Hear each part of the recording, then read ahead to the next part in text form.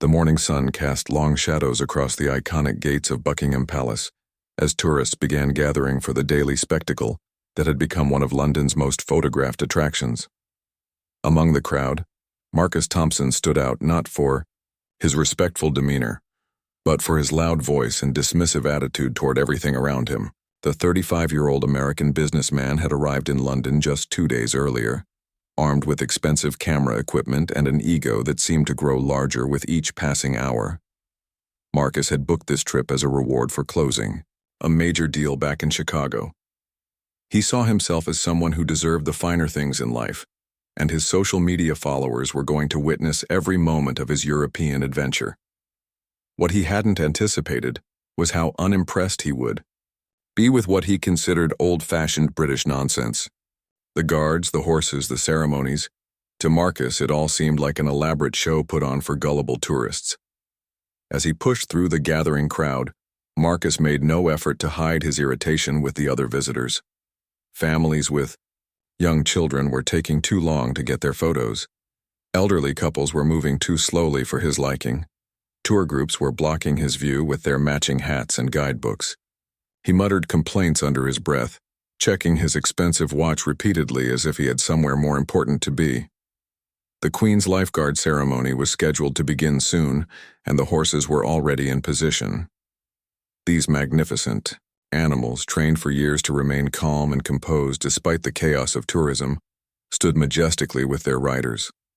The guards themselves were a sight to behold, tall, proud, and completely motionless, except for their watchful eyes that seemed to take in everything happening around them. Marcus had done minimal research about the guards or their horses before his visit. In his mind, they were simply props in an outdated display of pomp and circumstance. He had no understanding of the rigorous training these guards underwent, the discipline required to stand motionless for hours, or the deep respect these animals commanded. To him, they were just another photo opportunity, a chance to show his friends back home how worldly and sophisticated he had become. The crowd around him was filled with genuine admirers of British tradition. Children pointed excitedly at the horses, their eyes wide with wonder. Parents explained the historical significance of the guards to their fascinated kids. Foreign visitors stood in respectful silence, clearly moved by the dignity and tradition they were witnessing. But Marcus remained unimpressed, scrolling through his phone and making disparaging comments to anyone within earshot. As the ceremony began, the atmosphere became more reverent. The precision of the guards' movements, the discipline of the horses, and the weight of centuries-old tradition created a moment that many visitors would remember for the rest of their lives.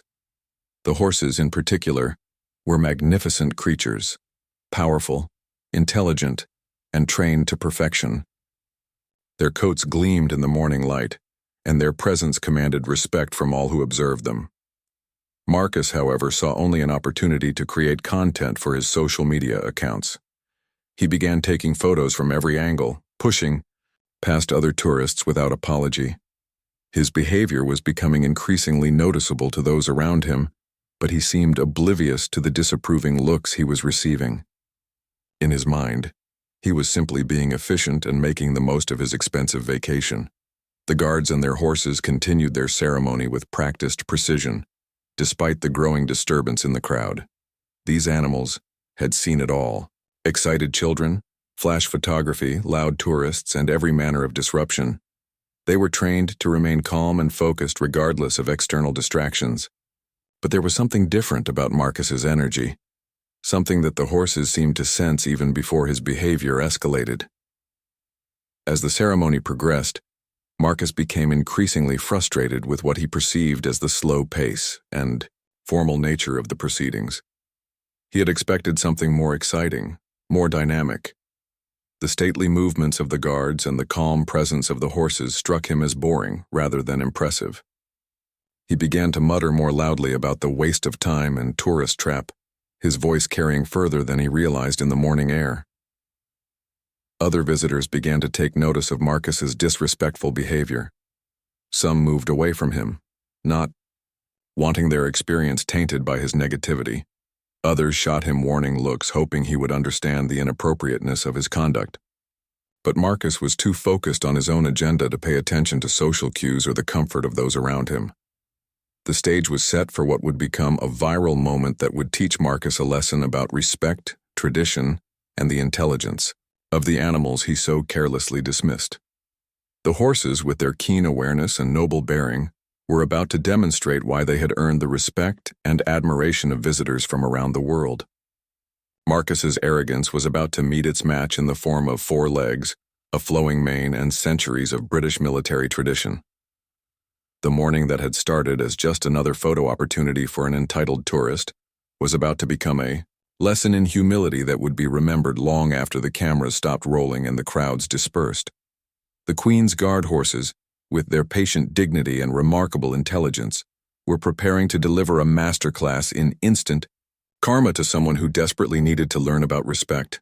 The ceremony was reaching its most solemn moments when Marcus decided he needed a better angle for his photos. Without any consideration for the other visitors or the sacred nature of what was taking place, he began pushing forward through the crowd. His expensive camera equipment bumped into children and elderly tourists as he forced his way closer to the front.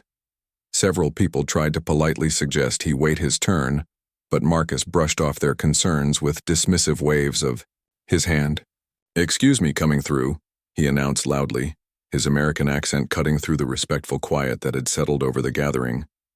"I need to get some decent shots here." His tone suggested that his photographic needs were far more important than anyone else's experience or comfort.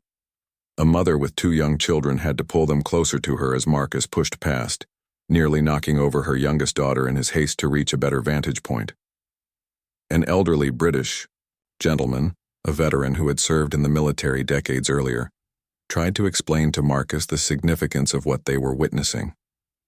"Young man," he said quietly, "this is a very special ceremony. These guards and horses represent centuries of tradition and service to the crown."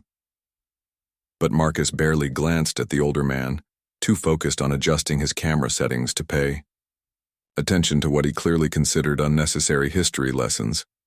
"Yeah, whatever, Gramps," Marcus replied with a smirk. "It's just some guys on horses standing around. I've seen better shows at the circus back home." The veteran's face flushed, with a mixture of embarrassment and anger, but his military training had taught him restraint. He simply shook his head and stepped back, muttering something about the lack of respect shown by some visitors. Marcus finally reached a position near the front of the crowd, directly in front of one of the magnificent horses. This particular animal was a beautiful bay mare named Duchess, known among the guards for her intelligence, composure, and gentle nature with respectful visitors. She had served in the Queen's Lifeguard for several years, and had posed patiently for thousands of photographs with tourists who approached her with appropriate reverence and caution. But Marcus saw Duchess not as a working animal deserving of respect, but as a prop for his social media content. He immediately began snapping photos from every conceivable angle, his camera flash going off repeatedly, despite the clear signs posted around the area requesting that visitors not use flash photography. The bright bursts of light were not only potentially harmful to the horse's sensitive eyes, but also disrespectful to the solemnity of the ceremony. "This is perfect," Marcus said loudly to himself, apparently forgetting that dozens of people could hear every word. "My followers are going to eat this up. Look at me, guys, hanging out with the Queen's horses in London." He held up his phone to take a selfie, making exaggerated faces and gestures that struck the other visitors as wildly inappropriate given the setting. Duchess remained perfectly still throughout Marcus's photographic assault, but her ears twitched slightly, a sign that those familiar with horses would recognize as mild irritation. The guard mounted on her back maintained his stoic expression, but his eyes tracked Marcus's movements carefully. These guards were trained not only to remain motionless during ceremonies, but also to be constantly aware of potential threats or disruptions to the proceedings. Not satisfied with simple photographs, Marcus decided to escalate his behavior. He noticed that some other tourists had been gently touching the horses' necks or offering them treats, always with permission from the guards, and always with respectful, quiet demeanor. But Marcus's approach was entirely different. Without asking permission or showing any consideration for the animal's comfort, He reached out and began patting Duchess roughly on her nose and neck. "Come on, girl, look at the camera," he commanded the horse as if she were a trained circus animal rather than a dignified military mount. He grabbed her bridle and tried to position her head for a better photo angle, completely ignoring the clear discomfort this was causing both the horse and her rider. The guard's jaw tightened almost imperceptibly, but his training prevented him from breaking character to address the situation directly. Other tourists began to murmur their disapproval more openly now. Parents covered their children's eyes, not wanting them to witness such disrespectful behavior. Some visitors started taking photos and videos of Marcus himself, capturing his inappropriate conduct for reasons entirely different from his own social media agenda. The crowd's mood was shifting from enjoyment of the ceremony to embarrassment and anger at the disruption being caused by one thoughtless individual. Marcus remained oblivious to the growing tension around him. In his mind, he was simply being bold and adventurous, getting the kind of unique content that would make him stand out on social media. He had no understanding of the careful balance that allowed these ceremonies to continue, the mutual respect between guards, horses, and visitors that made such close encounters possible. His actions were threatening that delicate arrangement with every thoughtless gesture. Duchess, despite her excellent training and gentle temperament, was beginning to show signs of stress. Her breathing had quickened slightly, and she shifted her weight from one foot to another, subtle movements that her experienced rider immediately noticed.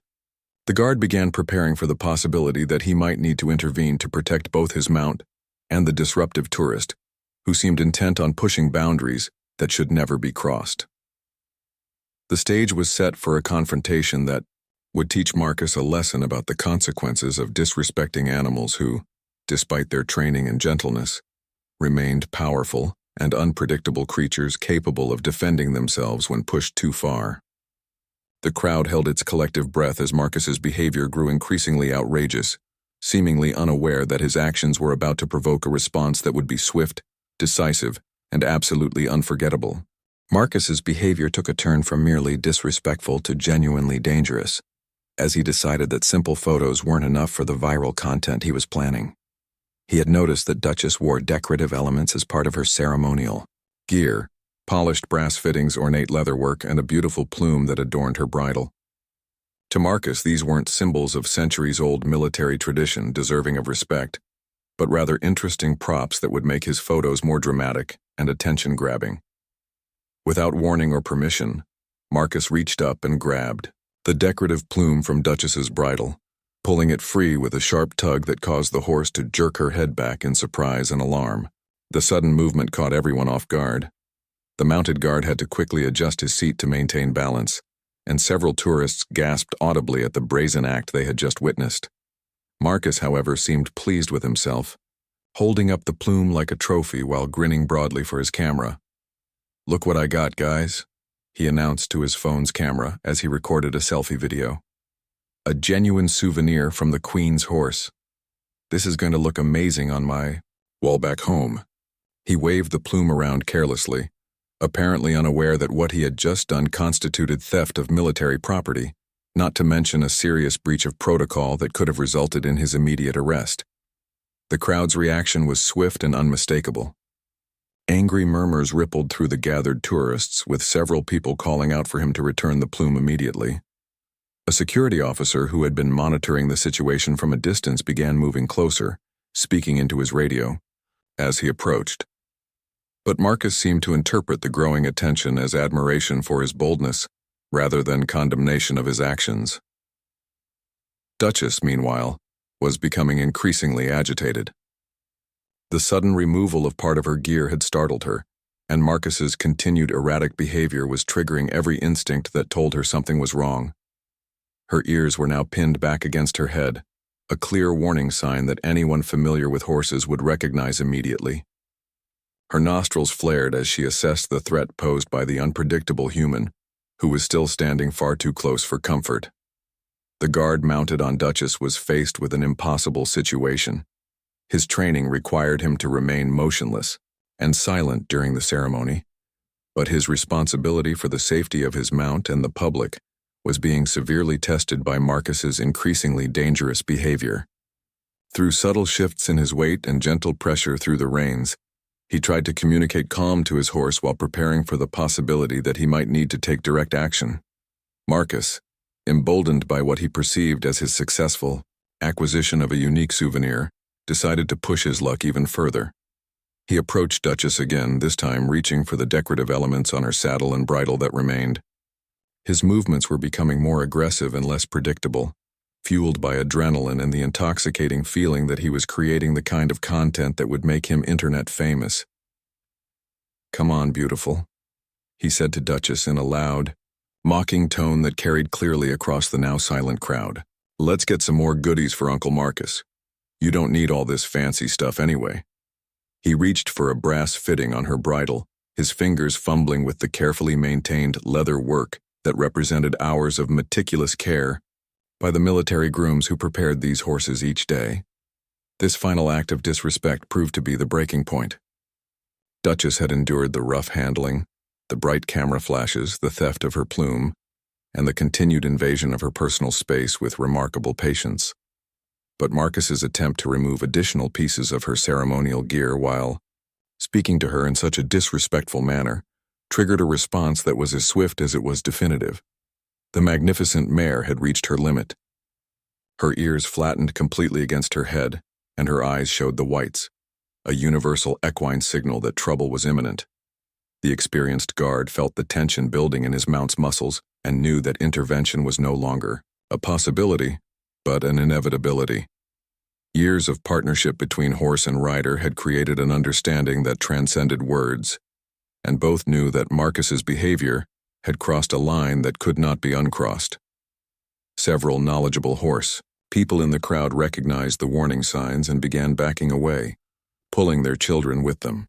They understood that they were about to witness something that Marcus, in his ignorance and arrogance, had no idea was coming. The atmosphere around Buckingham Palace shifted from ceremonial dignity to tense anticipation, as everyone except Marcus seemed to realize that his actions had consequences he was utterly unprepared to face. A hush fell over the crowd as they watched the drama unfold. Camera phones were raised not to capture the ceremony anymore, but to record what everyone sensed was about to become a very different kind of spectacle. Marcus, still oblivious to the danger he had created, continued his assault on Duchess's gear while maintaining his running commentary for his social media audience. The security officer was now close enough to intervene, but even his trained eye could see that events were moving too quickly for human intervention. What was about to happen would unfold in seconds, driven by instincts and reactions that were far faster than any person could hope to control. The stage was set for a demonstration of why these animals commanded respect not just through tradition and training, but through their inherent power and intelligence. Marcus was about to learn a lesson that no amount of money, social media followers, or misplaced confidence could protect him from. The Queen's Guard horse was preparing to deliver a masterclass in natural consequences that would be remembered long after the echoes of the ceremony had faded away. The moment arrived with the sudden, decisive force that only nature can deliver when pushed beyond its limits. Duchess, having endured more disrespect and harassment than any trained animal should have to tolerate, finally responded in the way that centuries of evolution had programmed her to react when faced with a persistent threat. Her powerful hindquarters shifted slightly, her weight redistributed, and then, with surgical precision that would have impressed any observer familiar with equine behavior, she delivered her response to Marcus's continued aggression. The bite came so quickly that most observers only realized what had happened when they heard Marcus's piercing scream echo across the courtyard of Buckingham Palace. Duchess had turned her head with lightning speed and clamped her strong teeth firmly onto Marcus's shoulder, right through his expensive designer jacket.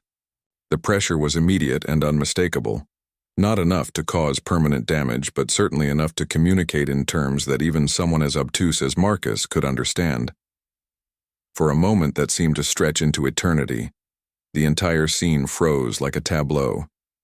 Marcus stood there with his mouth open in shock and pain, his camera dangling uselessly from its strap, the stolen plume falling from his nerveless fingers to land in the dust at his feet. Duchess held her grip just long enough to make her point, crystal clear, her intelligent eyes fixed on his face with an expression that seemed to say, "Now do you understand?" The crowd's reaction was instantaneous and varied. Children gasped and pointed, some crying from the sudden violence they had witnessed. Their parents either covered their eyes or pulled out phones to record what was clearly going to become a viral moment. Some tourists cheered quietly, feeling that justice had been served to someone who had shown such blatant disrespect for the ceremony and the animals. Others simply stood in stunned silence, processing what they had just seen. When Duchess finally released her grip and calmly returned to her previous position, Marcus stumbled backward, clutching his shoulder and looking around wildly as if he couldn't quite believe what had just happened. His face had gone pale, and for the first time, since arriving at Buckingham Palace, he seemed to have lost his voice completely. The arrogant confidence that had carried him through his disrespectful behavior had evaporated in an instant, replaced by shock, pain, and the dawning realization that he had seriously misjudged the situation. The guard mounted on Duchess never broke character throughout the entire incident. His training had prepared him for exactly this type of situation, and he knew that his horse had acted appropriately given the circumstances. In fact, there was something almost like pride in his posture as he sat atop his mount, both of them having handled a difficult situation with exactly the kind of measured response that their training had intended to develop. Security officers, who had been approaching the scene, now rushed forward, not to arrest Duchess, who had clearly acted in self-defense, but to attend to Marcus and assess the situation. One officer immediately began taking statements from witnesses, while another approached Marcus to determine the extent of his injuries and whether medical attention was needed. The irony was not lost on anyone present that the very authorities Marcus had been dismissive of were now coming to his aid. "Are you injured, sir?" asked the lead security officer, his tone professional but clearly lacking in sympathy. "Do you need medical attention?" Marcus was still too shocked to respond coherently, making only incoherent sounds while continuing to clutch his shoulder. The bite had left clear teeth marks through his expensive jacket, but it appeared that Duchess had calibrated her response perfectly, enough to teach a lesson without causing serious harm. The stolen plume lay on the ground between them, and, without being asked, one of the security officers picked it up and carefully returned it to its proper place on Duchess's bridle. The mare stood perfectly still during this process, as gentle and cooperative with the respectful officer as she had been defensive with Marcus. It was a clear demonstration that her aggressive response had been specifically targeted at the individual who had threatened and disrespected her, not a general hostility toward humans. Witnesses began coming forward voluntarily to give their accounts of what had led up to the incident. The elderly veteran who had tried to explain the ceremony's significance to Marcus spoke up clearly. That young man was completely out of line. He was harassing the horse, taking flash photos, and then he stole part of her equipment. The animal was just defending herself. Similar sentiments were echoed by numerous other witnesses, all of whom painted a clear picture of Marcus as the aggressor in the situation. Marcus finally found his voice again, though it came out as an indignant squeak rather than his earlier booming confidence. "That horse attacked me," he protested, looking around for support from the crowd. "I want that animal put down. I'm going to sue. This is assault." But his demands fell on deaf ears as it was clear to everyone present that he had brought the situation entirely upon himself.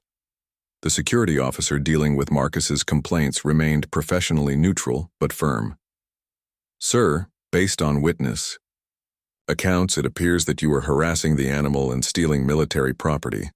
The horse's response appears to have been defensive in nature. You'll need to come with us to file a proper report."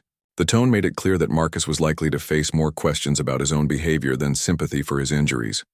As Marcus was led away, still protesting and demanding justice that clearly wasn't coming, Duchess returned to her ceremonial duties as if nothing had happened. Her composure was complete, her dignity intact, and her point thoroughly made. The other horses in the ceremony had barely reacted to the commotion, trusting in their companions' judgment and training, just as their human partners did. The crowd began to disperse, many visitors clearly satisfied that they had witnessed something far more memorable than a routine ceremony. Justice had been served in the most natural and immediate way possible, delivered by an animal who had shown far more patience and restraint than the human who had provoked her. The lesson was clear. Respect is not optional, and consequences are not always delivered by human authorities. The consequences of Marcus's encounter with Duchess began unfolding immediately, extending far beyond the physical discomfort of his bitten shoulder. As security officers escorted him away from the ceremony area, dozens of phones had already captured the entire incident from multiple angles. Within minutes, videos of the arrogant tourist getting his comeuppance from the Queen's Guard horse were being uploaded to every major social media platform, accompanied by commentary that was uniformly unsympathetic to Marcus's plight. The security office at Buckingham Palace became Marcus's next destination, where he found himself facing questions that were far more serious than he had anticipated.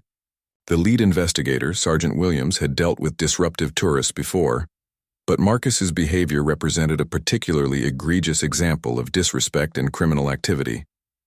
The theft of military property alone carried potential legal consequences that Marcus had never considered during his reckless pursuit of social media content. "Mr. Thompson," Sergeant Williams began, consulting his notes. "Multiple witnesses have confirmed that you were harassing the horse, using flash photography against posted warnings, and ultimately stole a decorative plume from the animal's ceremonial gear. These are serious offenses that could result in criminal charges." Marcus's face went even paler as the reality of his situation began to sink in. What had started as a fun photo opportunity was rapidly becoming a legal nightmare. "But the horse bit me," Marcus protested, his voice taking on a whining quality that made him sound more like a petulant child than a successful businessman. "Shouldn't that animal be put down or something? This is outrageous. I'm the victim here."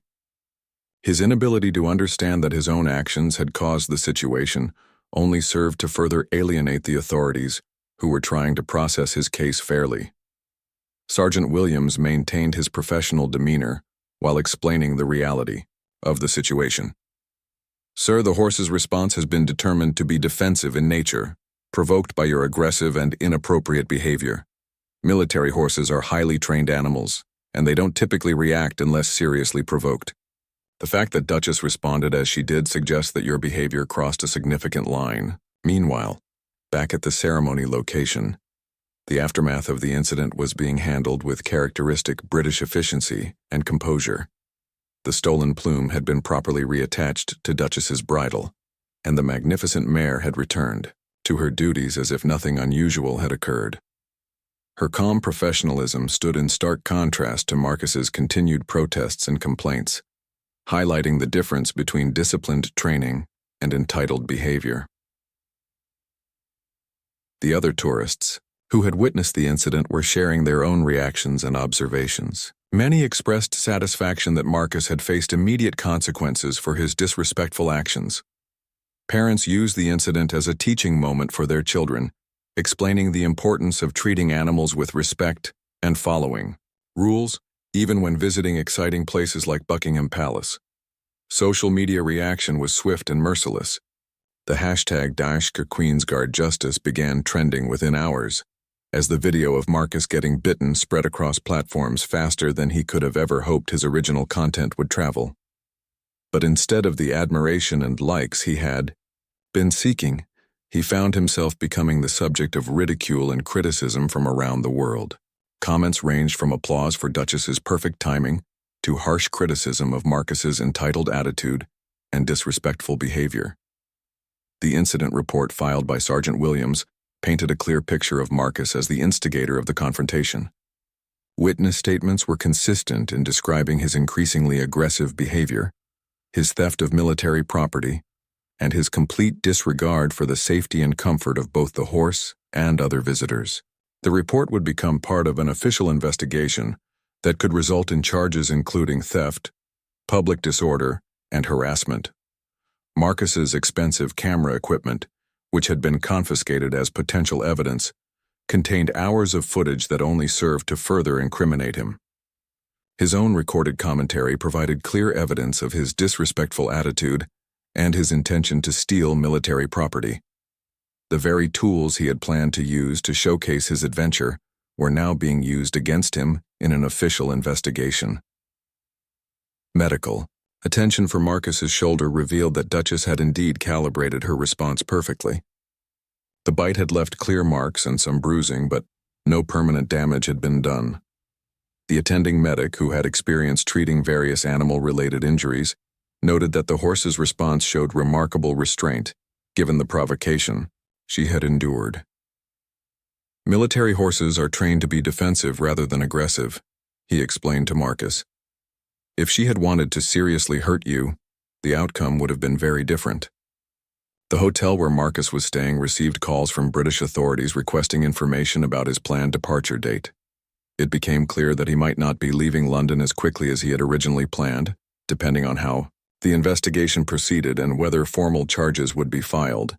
His expensive vacation was turning into an extended stay that was costing him far more than money. Back home in Chicago, Marcus's friends and colleagues were beginning to see the viral videos of his humiliation. His carefully constructed image as a successful, sophisticated businessman was crumbling with each share and repost. The very social media presence he had been so eager to enhance was now working against him, broadcasting his poor judgment and disrespectful behavior to a global audience that was clearly not impressed. The irony of the situation was not lost on those following the story. Marcus had come to London seeking content that would make him internet famous, and he had certainly achieved that goal. Unfortunately for him, he was famous for all the wrong reasons, having become a cautionary tale about respect, consequences, and the dangers of treating living creatures as props for social media content. The Queen's Guard horses continued their duties throughout the aftermath, their dignity and professionalism unchanged by the morning's excitement. They had demonstrated once again why they commanded respect not just through tradition, but through their intelligence, training, and inherent nobility. The incident would become part of their legend, another story in the long history of these remarkable animals standing guard over British heritage and values. 3 months after his humiliating encounter with Duchess at Buckingham Palace, Marcus Thompson's life had changed in ways he never could have anticipated. The viral video of his comeuppance had accumulated millions of views across all platforms, making him internet famous in exactly the way he had never wanted to be. His face had become synonymous with entitled tourist behavior, and his name was permanently linked to one of the most satisfying examples of instant karma ever captured, on camera. The legal consequences of his actions had proven more serious than Marcus initially understood. British authorities had indeed pressed charges for theft of military property, public disorder, and harassment. While he ultimately avoided jail time thanks to a plea agreement, the legal fees, fines, and extended stay in London had cost him nearly $50,000. His expensive vacation had become the most costly lesson in respect and humility he would ever receive. The professional impact was equally devastating. Word of Marcus's behavior had reached his colleagues and clients back in Chicago, many of whom had seen the viral videos and associated news coverage.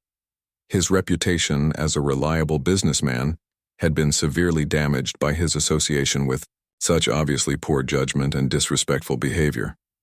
Several major clients had quietly terminated their contracts, citing concerns about being associated with someone who had demonstrated such a lack of professionalism and cultural sensitivity.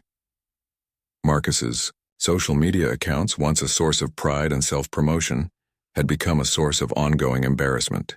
Despite his attempts to delete the content related to his London trip, screenshots and saved videos continued to circulate. His follower count had actually increased dramatically, but not for reasons that benefited him. People followed him now, to mock his posts and leave comments reminding him of his encounter with Duchess. Every attempt to rebuild his online image was met with renewed sharing of the original incident. The psychological impact of becoming an international laughingstock had been harder for Marcus to process than the financial and professional consequences. He had always seen himself as successful, sophisticated, and deserving of respect and admiration. The global response to his behavior had forced him to confront the reality that his actions reflected poorly on his character, and that success in business did not automatically translate to wisdom, cultural sensitivity, or personal growth. Meanwhile, Duchess had become something of a celebrity herself, though in a far more positive way. The Queen's Guard horses' social media accounts began featuring her more prominently, and she became known affectionately as the horse who taught respect to an entitled tourist. Visitors to Buckingham Palace often asked specifically about her, and she was frequently photographed by tourists who approached her with the proper reverence and respect that Marcus had failed to show. The incident had also led to increased awareness about the proper way to interact with working animals and military ceremonies. Signs around Buckingham Palace were updated with clearer guidelines about appropriate behavior, and security protocols were reviewed to prevent similar incidents in the future. The viral nature of Marcus's comeuppance had served as a global education about respecting traditions, animals, and the people who maintain important cultural institutions.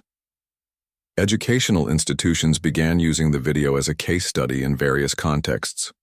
Business schools discussed it as an example of how personal behavior can impact professional reputation in the age of social media. Animal behavior classes analyzed it to demonstrate natural defensive responses in trained horses. Cultural sensitivity. Training programs used it to illustrate the importance of respecting local customs and traditions when traveling. The tourism industry in London experienced an unexpected benefit from the incident. The viral video had actually increased interest in visiting Buckingham Palace and watching the Queen's Guard ceremonies. Many visitors came specifically hoping to see the horses that had become famous for their dignified response to disrespectful behavior. The incident had highlighted the impressive training and noble character of these animals, making them even more attractive to respectful tourists. Marcus eventually attempted to write about his experience, hoping to rehabilitate his image by framing the incident as a learning experience. His blog posts and interviews about lessons learned were met with skepticism from audiences who felt his contrition was motivated more by consequences than genuine understanding. The public seemed to prefer the simple justice of the original story rather than any attempt at redemption narrative. The broader cultural impact of the incident extended beyond tourism and social media. It became a touchstone for discussions about entitled behavior, the importance of respecting working animals, and the way instant consequences can sometimes be more effective than formal punishment. The phrase "getting duchessed" entered internet slang as a way to describe receiving immediate, appropriate consequences for disrespectful behavior. Years later, the incident would still be referenced whenever discussions arose about tourist behavior, social media responsibility, or animal welfare. Marcus's 15 minutes of fame had indeed materialized, but as a cautionary tale rather than the positive recognition he had sought. His encounter with Duchess had become a permanent part of internet culture, a reminder that respect cannot be demanded but must be earned, and that animals often possess a wisdom and dignity that humans would do well to emulate. The Queen's Guard horses continued their centuries-old duties, their reputation enhanced rather than damaged by the incident. They had demonstrated that, while they were trained to be patient and gentle with respectful visitors, they retained both the intelligence and the power to defend themselves when necessary. Duchess had become a symbol not just of animal dignity, but of the natural justice that occurs when patience meets its limits, and consequences are delivered with perfect, immediate precision. The story ended not with Marcus's redemption but with a world slightly more aware of the importance of treating all living creatures with respect and dignity. The viral nature of his humiliation had created a lasting reminder that actions have consequences, that entitled behavior will eventually meet its match, and that sometimes the most profound lessons come from the most unexpected teachers. Marcus's encounter with Duchess had taught millions of people around the world that respect is not something that can be demanded or purchased, but something that must be earned through appropriate behavior and genuine consideration for others.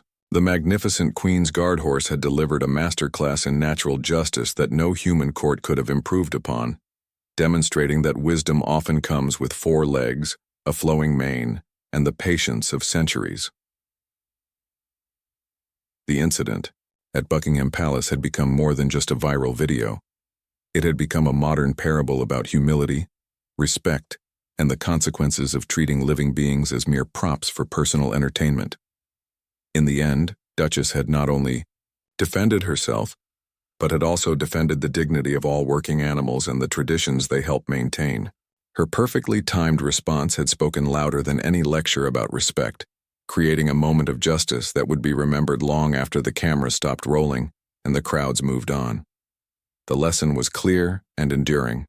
Treat others, whether human or animal, with the respect they deserve, or be prepared to face the consequences of your choices. Sometimes those consequences come from authorities, sometimes from society, and sometimes, as Marcus learned to his lasting regret, they come with teeth delivered with surgical precision by a creature far more noble than the person who provoked her response.